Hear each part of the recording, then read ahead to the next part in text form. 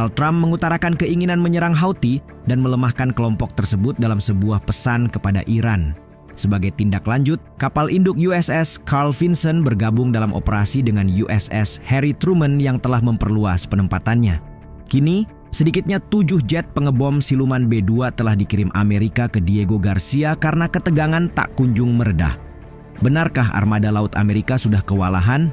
Lalu, seperti apa konfrontasi ini menjadi awal dari perang yang lebih luas? Simak pembahasan berikut untuk mengetahui babak baru di Laut Merah dengan pertempuran Amerika Houthi sebagai aktor utamanya.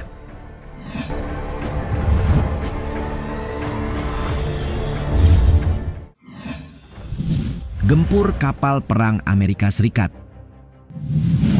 Houthi Yaman telah melaporkan konfrontasi laut yang sengit dengan armada Amerika di Laut Merah dalam sebuah pertempuran baru yang disebutnya berlangsung selama beberapa jam. Melalui sebuah klaim yang dilansir New York Post minggu ini, mereka mengaku telah menyerang kapal induk USS Harry S. Truman dan beberapa kapal perang Amerika di Laut Merah menggunakan drone dan rudal. Selama beberapa jam terakhir, pasukan rudal, unit pesawat nirawak, dan angkatan laut melakukan operasi gabungan yang menargetkan kapal perang musuh di Laut Merah yang dipimpin oleh USS Harry S. Truman. Perwakilan angkatan bersenjata Houthi, Yahya Sari, berkata dalam keterangannya. Di sisi lain, militer Amerika telah menembak jatuh beberapa pesawat tak berawak Houthi beberapa saat sebelum kelompok itu mengklaimnya. Faktanya, Houthi kerap mengklaim telah menyerang USS Harry S. Truman dan kapal perangnya sebagai respons terhadap serangan Amerika di Yaman. Beberapa kali selama sebulan terakhir, tidak adanya bukti membuat media kesulitan memberi verifikasi secara resmi. Kendati demikian, serangan benar ada karena Amerika berulang kali melaporkan pencegatan. Kemudian selain di Laut Merah, Houthi juga mengklaim telah menyerang lokasi militer Israel di Jaffa belum lama ini.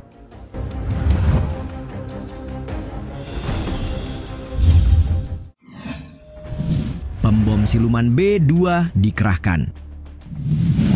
Sebagaimana dibahas di awal, Amerika Serikat telah mengirim pesawat pengebom B-2 yang disertai pesawat kargo C-17 dan pesawat pengisi bahan bakar udara ke udara.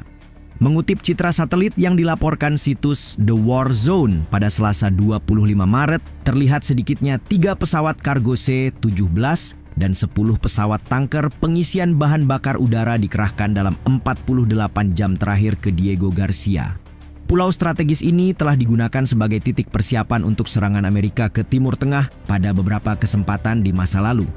Rekaman audio yang tersedia untuk umum mengidentifikasi 2 awak jet pengebom B-2 dengan kode panggilan Pitch 11 dan Pitch 14 berkomunikasi dengan pengendali lalu lintas udara di Australia hari itu.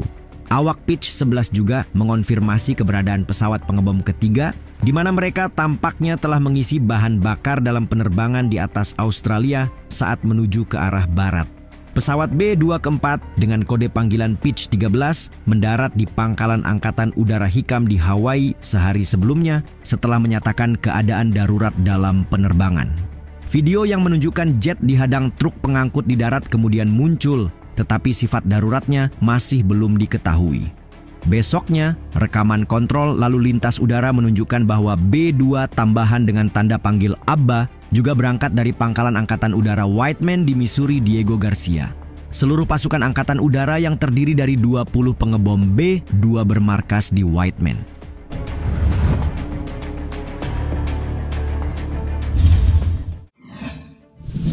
Jet tempur paling canggih dan mahal.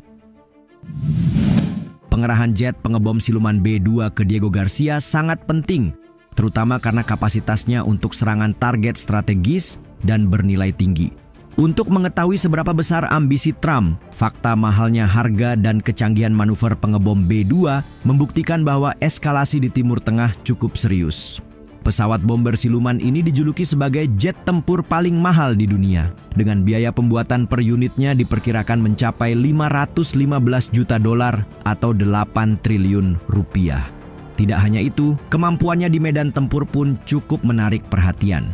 Awalnya, armada udara ini dirancang untuk menembus pertahanan udara Uni Soviet selama Perang Dingin dan menyerang target dengan senjata nuklir. Tapi seiring berjalannya waktu, misinya berkembang untuk serangan presisi konvensional. Mengutip UK Defense Journal, B-2 mampu mengirimkan amunisi konvensional juga nuklir, dan tanda radarnya yang rendah memungkinkannya menembus wilayah udara yang dijaga ketat. Tidak heran jika pesawat pengebom ini tetap menjadi komponen kunci dari persenjataan strategis Amerika. Kemudian, dari sisi persenjataan, B-2 memiliki 2 ruang senjata yang dibangun ke dalam bagian perut yang bersama-sama dapat menampung hingga 60.000 pound bahan peledak. B-2 saat ini tidak membawa rudal nuklir bersenjata, tetapi membawa rudal jelajah nuklir long range standoff.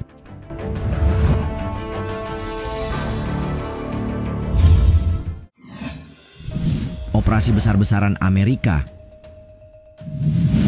Tidak hanya karena pengerahan lebih banyak aset militer, intensitas serangan yang ditingkatkan oleh Amerika telah menimbulkan kecurigaan bahwa operasi militer besar akan segera dimulai di Timur Tengah. Bagaimana tidak, keberadaan beberapa B-2, tanker pengisian bahan bakar, dan pesawat angkut C-17 menunjukkan betapa Amerika memposisikan diri untuk operasi militer yang berkelanjutan. Meskipun konfirmasi resmi belum diberikan, analis militer percaya bahwa pengerahan tersebut menunjukkan kemungkinan perluasan serangan udara Amerika terhadap target Houthi. Apalagi pergerakan besar C-17 dan tanker ke Kepulauan Samudra Hindia, serta ke Hikam di Hawaii dan pangkalan angkatan udara Anderson di Guam, tampaknya telah dimulai minggu lalu menurut data pelacakan penerbangan daring dan informasi dari sistem penyelamatan dan pelaporan komunikasi pesawat udara internasional. Amerika melancarkan serangan udara besar-besaran terhadap Houthi pada 16 Maret, beberapa hari setelah kelompok milisi mengancam akan melanjutkan serangannya terhadap kapal-kapal Israel yang melewati Laut Merah. Bersama Inggris, Amerika telah menjadi yang terdepan dalam melakukan serangan udara terhadap Houthi selama lebih dari setahun. Tapi kali ini, rencana militer Amerika tampaknya jauh lebih besar.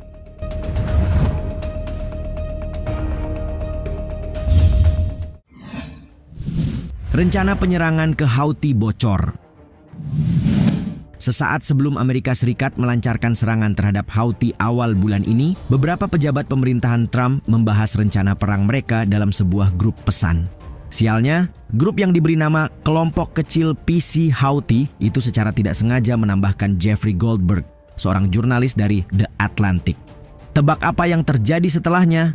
Ya, The Atlantic menerbitkan laporan langsung tentang apa yang terjadi di dalam grup tadi lengkap dengan tangkapan layar pada tanggal 25 Maret, membuat rencana serangan Amerika ke Houthi bocor dengan mudahnya. Eurasian Times yang memuat klaim Goldberg dalam rilisnya menyebut sang jurnalis menerima undangan yang tidak diminta ke program pesan signal dari sebuah akun bernama Michael Waltz pada tanggal 11 Maret. 2 hari kemudian, ia ditambahkan ke percakapan grup dengan Menteri Pertahanan Pete Hegseth, Wakil Presiden J.D. Vance, dan Penasihat Keamanan Nasional Mike Waltz, termasuk di antara mereka yang tergabung. Goldberg mengatakan bahwa 2 jam sebelum pengeboman, ia telah melihat rencana militer rahasia untuk operasi tersebut, termasuk target, waktu, dan paket senjata. Kejadian ini lantas disebut sebagai salah satu kebocoran militer terbesar dan paling bodoh dari Amerika sepanjang masa, sekaligus menjadi aib besar bagi pemerintahan Trump.